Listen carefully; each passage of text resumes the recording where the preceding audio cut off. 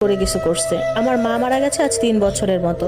আমার মা গাড়ি অ্যাক্সিডেন্টে মারা যায়। মায়ের সাথে কখনো বড় চাচির সম্পর্ক ভালো ছিল না, কারণ সংসারে মাতব্বরি করতো বড় চাচি, যেটা আমার মায়ের একদম পছন্দ ছিল না।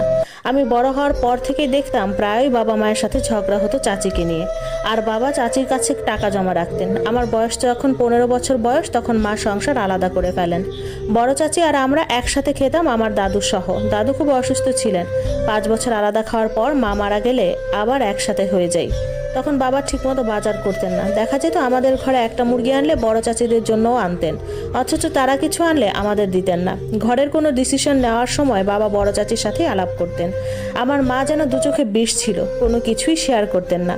আমার বাবা স্কুল শিক্ষক, কিন্তু তার নিজেরই শিক্ষার অনেক অভাব। বাবার মুখে ভাষা ভীষণ খারাপ ছিল। আমি বড় হওয়ার পরও উনি আমার গায়ে হাত তুলতে চাইতেন। মা মারা যাওয়ার পর আমি আরও একা হয়ে যাই, আর এ কারণে চাকুরিতে ঢুকি। হাসপাতালে রিসেপশনে জব করতাম। পরিবার